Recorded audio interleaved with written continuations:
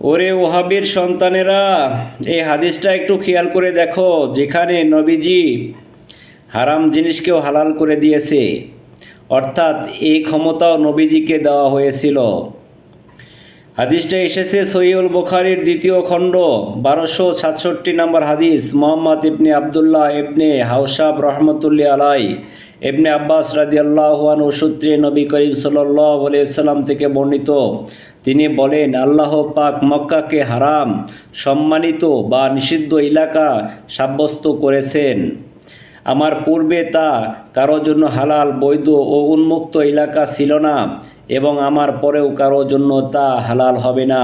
আমার জন্য একটি দিনের, মক্কা বিজয়ের দিন কিছু সময় হালাল করা হয়েছিল। কাজেই তার ঘাস উৎপাদন করা যাবে না, তার গাছ কাটা যাবে না, শিকারকে তাড়িয়ে দেওয়া যাবে না, সেখানে পড়ে থাকা হারানো বস্তু উঠিয়ে নেওয়া যাবে না। তবে হারানো প্রাপ্তির ঘোষণা প্রদানকারীর জন্য অনুমতি রয়েছে।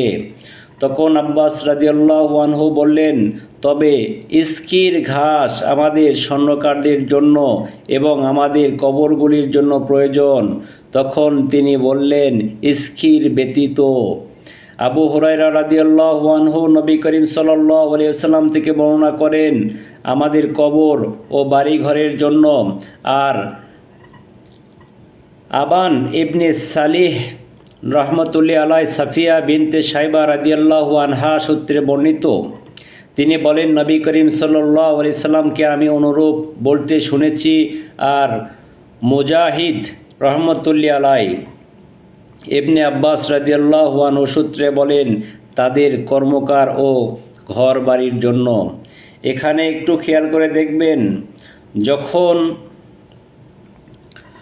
যখন আব্বাস রাদিয়াল্লাহু আনহু বললেন, তবে ইস্কির ঘাস আমাদের স্বর্ণকারদের জন্য এবং আমাদের কবরগুলির জন্য প্রয়োজন, তখন তিনি বললেন, রাসূল সাল্লাল্লাহু আলাইহি ওয়াসাল্লাম বললেন, ইস্কির ব্যতীত।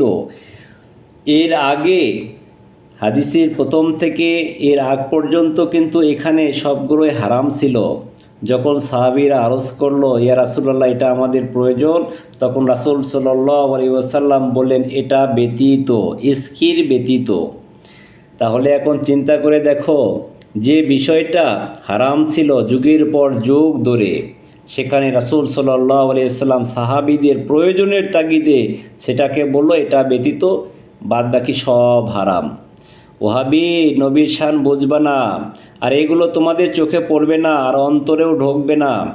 এগুলোর ভিতরেই কিন্তু অনেক কিছু বোঝার বিষয় রয়েছে, যেগুলো বোঝা তোমাদের দ্বারা সম্ভব নয়।